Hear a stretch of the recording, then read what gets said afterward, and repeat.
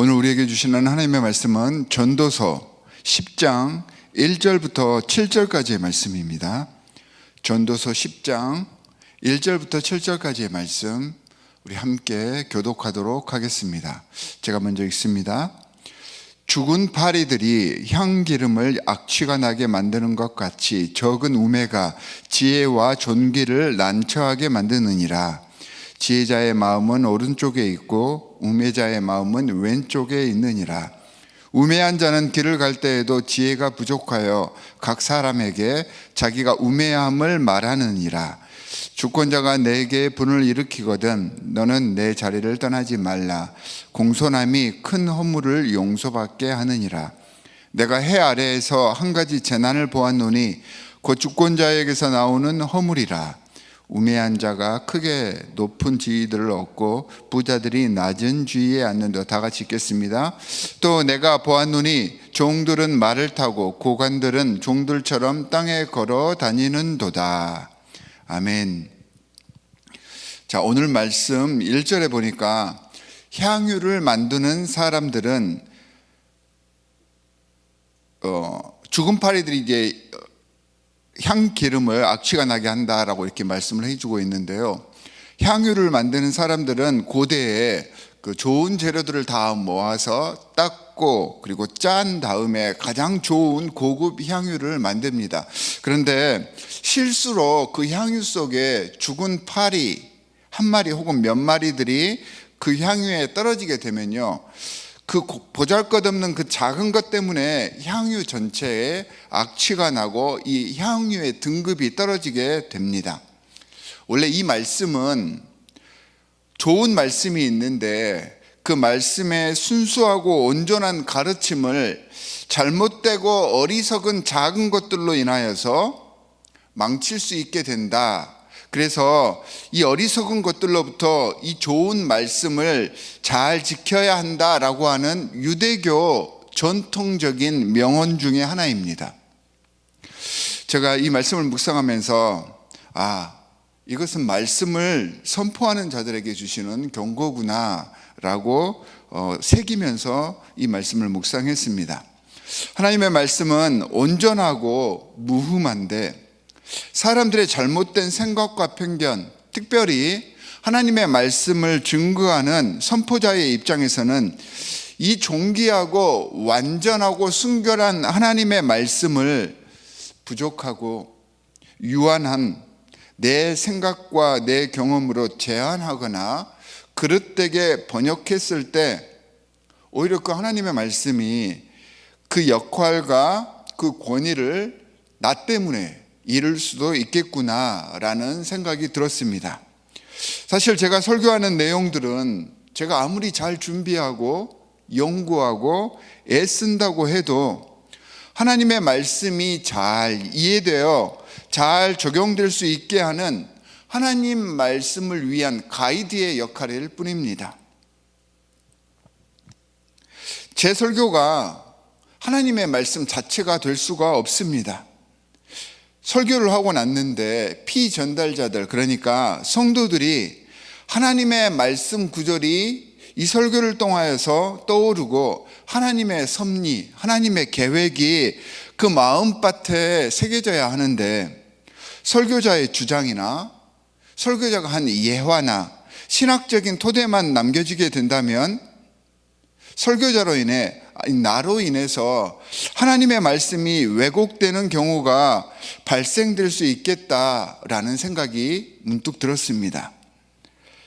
사실 이런 설교자들의 오류 때문에 중세시대의 마녀사냥 그리고 이단 정죄를 위해서 수만 명의 생명이 희생되는 비극이 기독교의 역사 속에서 계속해서 일어나게 되었고요. 교회의 본연의 모습을 잃은 채 목적 없이 세상 속에서 배회하고 하나님의 놀라운 섭리와 계획을 잘못 해석해서 하나님이 아닌 하나님, 사람의 욕구를 충족시키며 자기 위안을 위한 그런 우상을 만들게 해버렸습니다. 아마도 지금 교회가 세상으로부터 손가락질을 받는 가장 주된 이유가 되지 않았나 반성을 해보면서 이 말씀을 묵상했습니다.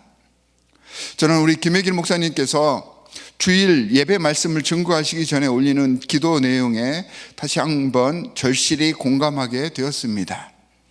부족한 죄인이 하나님의 말씀을 가지고 단에 오르는 일이 얼마나 두렵고 떨리는 사역인지, 그렇기에 어떻게 말씀을 준비하며 또 준비하는 과정에서 하나님의 뜻이 어디에 있는지를 계속해서 확인해야 한다는 것을 이 말씀을 묵상하면서 다시 깨닫게 되었습니다. 말씀 전달자로서 쓸데없이 나를 드러내는 말씀이 선포된 적이 얼마나 많았는지 저 스스로를 회개하는 시간이었습니다. 2절에서 지혜로운 사람은 좋은 분별력을 가지고 이 하나님의 뜻을 바로 깨닫고 적용하며 전달할 수 있지만, 어리석은 자는 바른 길을 판단하지 못해 어긋난 길로 행한다라고 이야기를 해주고 있습니다. 그러면서 3절에서 어리석은 자는 각 사람에게 자기가 우매함을 말한다라고 했습니다. 원어적으로 보면 이 문장이 두 가지로 해석이 되는데, 하나는 미련한 자는 모든 사람들이 다 어리석다 이렇게 이야기한다는 의미이고요, 또 다른 하나는 미련한 자는 모든 사람에게 자기가 미련하다고 말한다라는 것입니다. 둘 다 결국은 자신의 어리석음으로 결국에는 다른 모든 사람들이 그 어리석음 때문에 그가 어리석다라고 하는 것을 알게 된다라는 의미입니다. 이들의 어리석음은 타인의 말에 귀를 기울이지 않기 때문이고요, 이들은 시류에 따라 흔들리고 진리가 아닌 헤게모니를 따라 자꾸 말을 바꾸고, 이렇게 해서 실수를 반복하게 되어서 스스로 어리석음을 증명한다라고 하는 의미입니다. 이런 우매자들의 공통된 특징이 무엇이냐 하면, 전도서에서는 이런 우매자들은 하나님에 대한 이해가 부족하다는 것입니다. 물론 하나님에 대해서 어느 정도 알고는 있겠지요. 하지만 그 하나님에 대해서 깊이 성찰하지 못한, 이해가 부족한 것 때문에 이런 오류가 발생한다라고 이야기를 하고 있습니다. 하나님을 경외하는 자들은 인간의 지혜나 지식으로는 하나님에 대해서 확언하며 결단해서 이야기할 수 없음을 깨닫고요, 더 겸손히 자신을 내려놓고 하나님의 이름으로 행여 잘못된 것들이 진리로 둔갑하지 않도록 애쓰게 되어 있다는 그러한 이야기입니다. 1절과 3절을 묵상하면서 저는 정말 많이 회개하면서 이 말씀을 묵상했습니다. 한 줌도 되지 않은 제 신앙과 신학적 견해만 믿고 까불고 때로는 으스대며 마치 내가 정당한 하나님의 대언자인 척 교만했던 제 모습을 반성하고 또 반성하게 되었습니다. 무한하신 하나님과의 관계이기 때문에 더 끊임없이 쉬지 않고 공부하고 연구하고 영적으로 훈련되어야 하나님 말씀을 증거할 자격이 있겠구나라는 것을 절실히 깨닫게 되었습니다. 4절부터 7절까지의 말씀은 주권자와의 지혜로운 관계에 대해서 언급을 하고 있습니다. 여기서 말하는 주권자는 물론 이 글이 쓰여져 있었을 때는 왕을 뜻하고 있습니다. 하지만 현대에 적용을 해보면 통치자들 혹은 고위 관리들, 세상의 권세자들, 내 위에 군림하는 사람들, 세력들, 모든 환경, 이 모든 것들을 상징해 주고 있습니다. 이 주권자들 앞에서 너는 너의 자리를 떠나지 말라라고 전도자는 권면하고 있습니다. 주권자가 부흥을 일으킨다는 뜻을 이제 현대적으로 이해를 해보면요, 이런 세력들에 의해서 치이고 고통받고 압박받는 우리의 모든 상황들을 지금 이 말이 대변을 하고 있는 것입니다.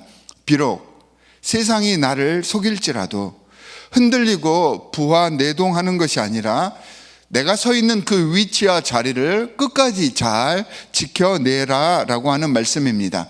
세상의 문제와 맞닥뜨렸을 때 자신의 소신을 굽히지 말라라고 하는 의미하고요, 자신의 직분과 위치에서 어긋나지 않도록 주의하고 조심해서 처신하라 라는 중의 이 속에 포함되어 있습니다.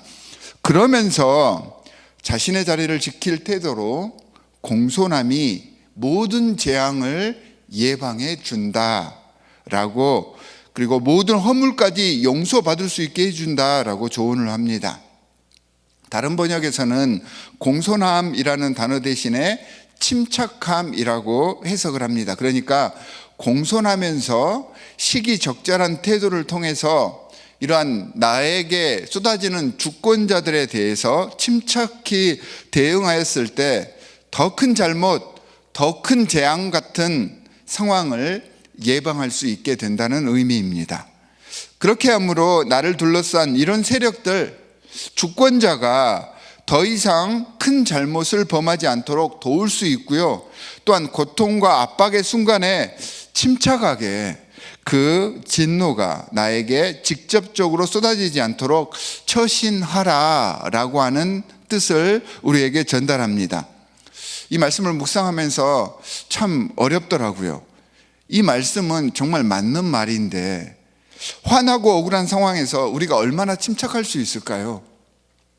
또 겸손하고 공손해야 하는데 세상을 살아가다 보면 이 비굴함과 겸손의 선이 어디까지인지 구별하기도 쉽지 않아서 지혜롭게 산다는 것, 하나님의 뜻에 합당한 사람이 되어서 이 세상을 살아간다는 일이 참 어려운 일이구나라는 것을 깨닫게 되었습니다. 자, 약자의 입장에서는 이러한 상황들이 어렵지만 반면교사로 우리가 만약에 다른 사람들과 비교해서 상대적으로 강자의 위치에 있을 때는 상황을 조금 더 낫게 할 수 있지 않을까라는 생각을 해보았습니다. 사실 권세자들, 리더들, 갑과 을에서 갑의 위치에 있는 자들이 이 세상을 잘해야 합니다. 상대를 더 배려할 수 있어야 하고요. 이런 사람들이 더 겸손해야 합니다. 왜냐하면 그래도 힘이 있고 상황을 통제할 위치에 있기 때문에 이런 권력과 부를 가진 사람들이, 조금 더 높은 곳에 있는 사람들이 솔선수범하고 더 섬길 수 있어야 한다라고 하는 메시지인 것입니다. 만약에 그렇지 않게 되었을 때 권세자들과 부자들이 낮아지게 되며 고관들이 오히려 종들을 섬기는 그런 상황이 도래할 수 있다라고 오늘 본문 말씀은 이야기를 하고 있습니다. 주권자, 통치자, 왕들은 절대적인 권력을 가졌기 때문에 조금 더 높은 위치에 있는 사람들은 상대적으로 낮은 사람들에 비해서 그들이 작은 실수를 했을 때 사회적으로 큰 혼란을 야기시킬 수밖에 없고요. 리더의 실수로 인해서 공동체 전체가 잘못되고 모든 상황들이 역전되는 일들이 일어날 수 있다라는 의미입니다. 말이 역전이지 모든 것이 다 뒤죽박죽 되면서 질서가 무너지고 기초적인 윤리가 무너져 버리는 전쟁과 같은 상황이 만들어진다라는 것을 지금 전도자는 말씀을 통하여서 우리에게 전달하고 있습니다. 그렇기 때문에 주권자일 경우 자신이 향유 전체를 망치는 죽은 파리가 되지 않도록 애쓰며, 피주권자들은 자신의 자리를 떠나지 말고 소신을 지켜서 주권자가 실족하지 않게 하며 때를 정확히 파악하여서 또한 잘 표현하여 질서를 잘 지켜 주권자의 화가 자신에게 임하지 않고 신앙인으로서 모범이 되는 삶을 살 수 있기를 바란다라고 말씀을 통해 전도자가 당부를 하고 있습니다. 자, 이런 유기적인 관계들을 내 삶 속에서, 내가 속해 있는 공동체 속에서 만들어가는 사람들이 지혜자들이다 라는 것입니다. 사랑하는 성도 여러분, 지혜롭게 산다는 것이 참 쉽지 않죠. 그래도 한번 해봅시다. 하나님께서 바라는 것이 완벽하라는 것이 아니잖아요. 우리가 할 수 있는 최선의 것으로 내가 할 수 있는 것을 다 하면 되는 것입니다. 우리의 위치에서 내가 할 수 있는 바를 다 해서 주님께서 기뻐하시고 또한 나와 관계하는 모든 사람들이 나로 인하여서 마음의 평안을 누릴 수 있는 그러한 모습들을 만들어 갔으면 좋겠습니다. 구약에서는 이 지혜에 대해서 이야기를 하고 있는데, 구약에서 말하는 이 지혜가 신약에서는 성령의 역사로 대치가 됩니다. 오늘 하루도 우리의 매 순간 속에서 이 지혜, 성령 하나님께서 우리를 주관하셔서 주 예수 그리스도의 품성을 따라 살게 될 수 있기를 고대하고 서원하는 우리 귀한 하나님의 자녀들이 되시기를 주 예수 그리스도의 이름으로 간절히 축원합니다. 두 가지 기도 제목을 제가 드리도록 하겠습니다. 첫 번째는 이제 얼마 남지 않은 2022년도 성령 하나님의 도우심으로 잘 마무리하고 다가오는 새해를 기도하며 소망하는 마음으로 맞이할 수 있도록 해 주십시오 라고 기도해 주시기 바랍니다. 두 번째로는 나를 따르는 이들에게 리더로서, 대표로서 어떤 자세로 섬겨야 하는지, 지금까지 어떻게 그들을 섬겼는지를 돌아보고 예수 그리스도의 모델이 내 삶을 통해서 실현될 수 있도록 나를 바꿔주십시오. 하나님의 질서에 따라서 내 자리와 내 위치를 지키는 사람이 될 수 있도록 해 주십시오라고 기도해 주시기 바랍니다. 두 가지 기도 제목을 가지고 우리 함께 기도하도록 하겠습니다. 하나님 아버지, 정말로 감사합니다. 2022년도 한 해도 돌아보니 모든 것이 주님의 은혜였습니다. 생사화복 또한 희노애락 모두 감정의 순간, 한순간 모든 것들이 돌아보면 하나님께서 인도해 주셨던 여정이었습니다. 때로는 원망하고 불평할 때도 있었지만 그 순간마저도 주님께서 함께해 주셨음을 깨닫게 해주신 은혜 정말로 감사합니다. 하나님께 영광 돌리는 삶을 살기 위하여서 이 주님께서 허락해 주신 이 생을 아름답게 생각하며 항상 주님께 감사하는 삶이 될 수 있도록 우리와 함께하여 주시옵소서.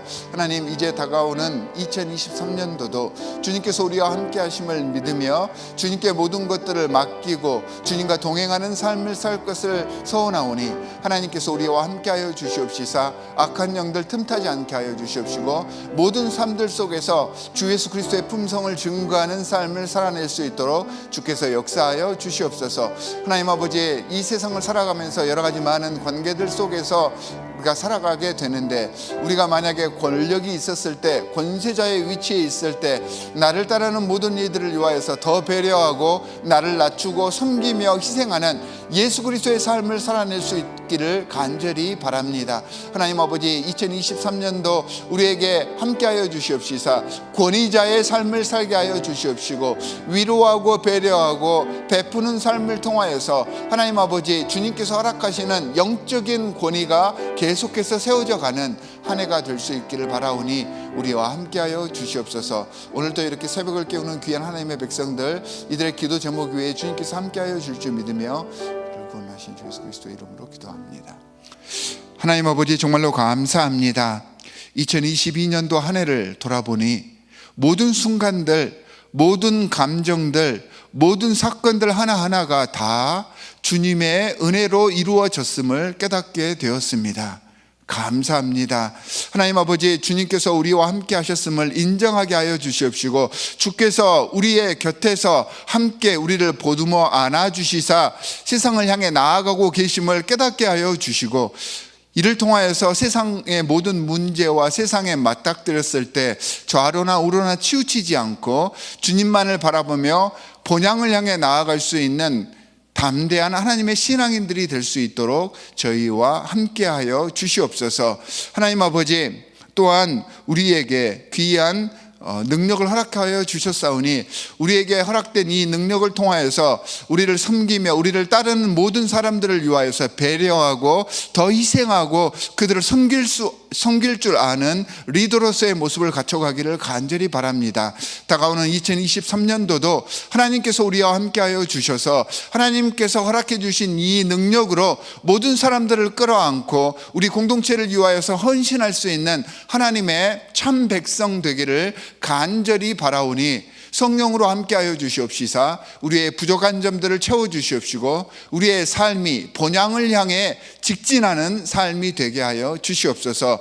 오늘도 새벽을 깨우는 하나님의 귀한 백성들이 있습니다. 주님의 성전에 나와서 힘들고 어려운 모든 일들 다 내려놓고 주님께 아뢰며 간구하오니 그들의 간구가 하나도 땅에 떨어지지 않고 아름다운 성령의 결실을 맺을 수 있도록 주께서 축복하시고 또 복 더하여 주시옵소서. 우리를 구원하신 주 예수 그리스도의 이름으로 기도하옵나이다. 아멘. 하늘에 계신 우리 아버지여, 이름이 거룩히 여김을 받으시오며 나라에 임하옵시며 뜻이 하늘에서 이룬 것 같이 땅에서도 이루어지이다. 오늘날 우리에게 일용할 양식을 주옵시고 우리가 우리에게 죄 지은 자를 사하여 준 것 같이 우리의 죄를 사하여 주옵시고 우리를 시험에 들게 하지 마옵시고 다만 악에서 구하옵소서. 대개 나라와 권세와 영광이 아버지께 영원히 있사옵나이다. 아멘.